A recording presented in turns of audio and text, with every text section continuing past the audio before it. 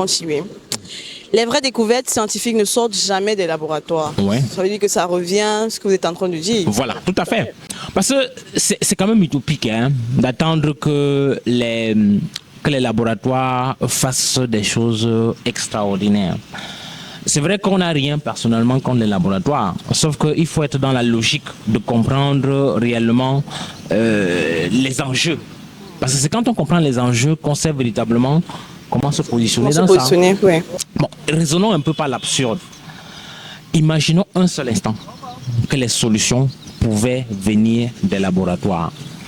Ça implique tout simplement quoi? Ça implique tout simplement qu'on ne devrait pas se retrouver dans la position où les gens souffrent de plus en plus de maladies chroniques et en décèdent précocement. Parce que si ces solutions-là venaient, il y aurait de plus en plus de solutions. La dernière fois, on a parlé de l'AVC. On a dit qu'en 2023, 6,6 millions de personnes étaient décédées de suite d'un AVC.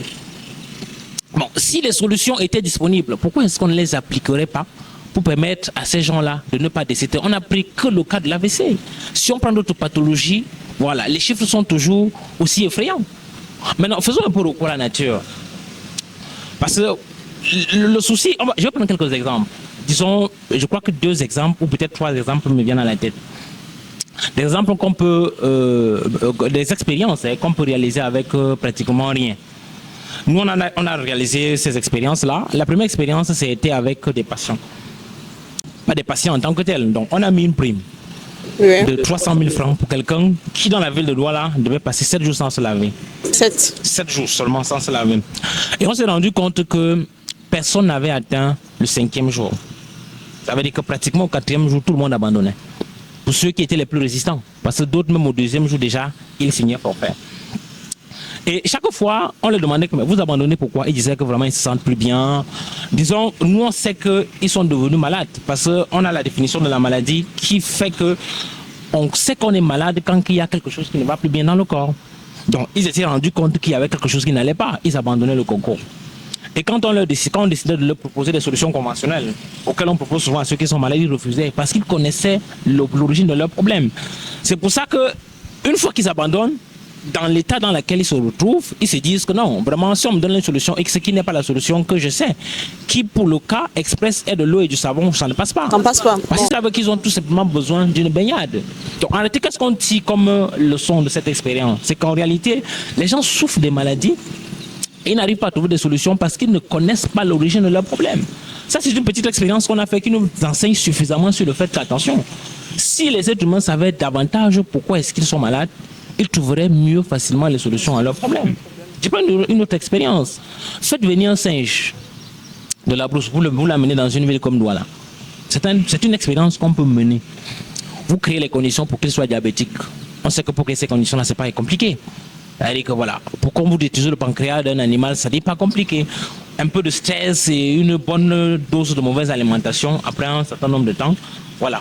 Non seulement vous avez créé l'environnement propice et vous avez donné encore davantage de dispositifs pour que ça advienne.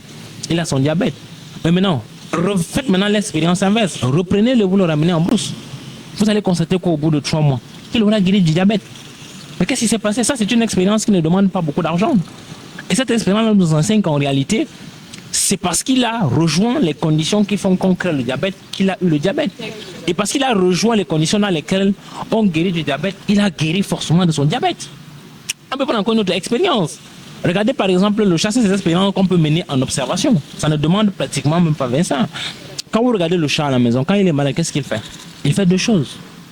La première chose que vous allez remarquer, c'est qu'il ne mange plus rien. Peu importe ce que vous lui donnez, même si c'est du poisson brisé, il n'en consommera plus. Ça, c'est la première chose qu'il fait. Secondement, deuxièmement, vous allez constater qu'il dort énormément. Et qu'est-ce qu'on retient de ça? Qu'est-ce que cela nous enseigne? Vous voyez que, et quand il fait ça au bout de quelques jours, il retrouve la vitalité de continuer à manger sa souris.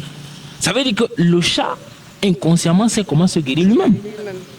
Sans besoin d'une assistance extérieure. Parce qu'il se fie à son instinct et il crée tout simplement les conditions d'auto-guérison. Qu'est-ce que ces 3 expériences-là nous enseignent? Des expériences qu'on a fait sans pas grand moyen. Ça nous enseigne qu'en réalité, le véritable laboratoire, c'est la nature. S'il y a un souci, posez la question à Dame Nature. Dame Nature a toutes les réponses. Donc, si on se fiait plus à la nature, ça veut dire que si on cherchait à réveiller le mécanicien, on cherchait à réveiller la pharmacie interne. On trouverait des solutions à pratiquement tout, pour ne pas dire à la totalité de tous nos problèmes de santé.